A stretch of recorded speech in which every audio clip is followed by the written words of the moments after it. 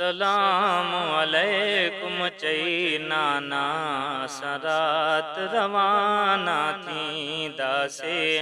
अस्सलामु अलैकुम चई नाना सरात रवाना थींदासे।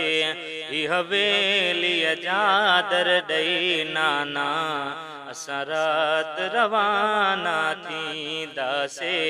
ही हवेली जादर ॾई नाना सरात रवाना थींदासे। दरबार में भी दुआ थो घुरां मुंहिंजी साबुर न्याणी धी सुघरां। दरबार में भी दुआ थो घुरां मुंहिंजी साबुर न्याणी धी सुघरां। मुंहिंजी साबुर न्याणी धी सुघरां। बीमार जी पारत थई नाना सरात रवाना थींदासे। बीमार जी पारत थई नाना सरात रवाना थींदासे।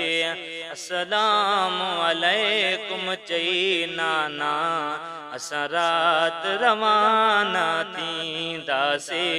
ही हवेली जादर ॾई नाना सरात रवाना थींदासे।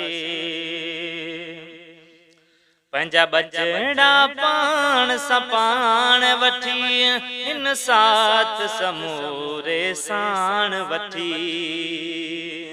पंहिंजा बचड़ा पाण सां पाण वठी हिन साथ समूरे साण वठी।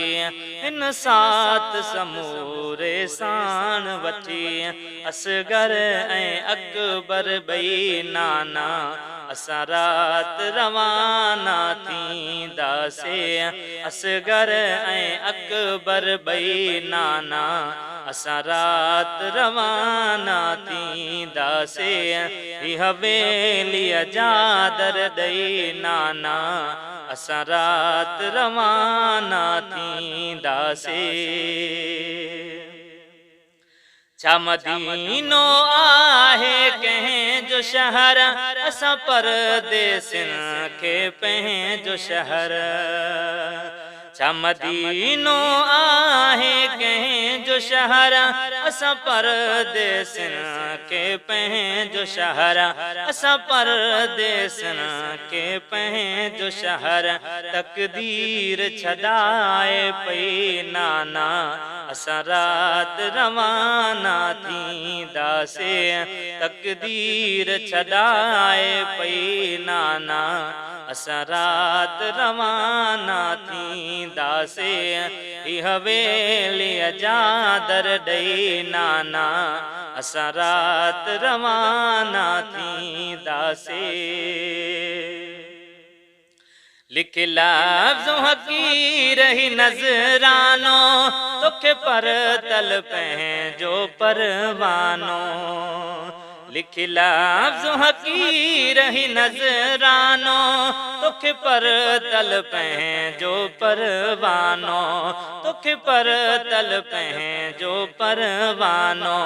ही मखणो फ़क़ीर हुजे नाना सरात रवाना थींदासे।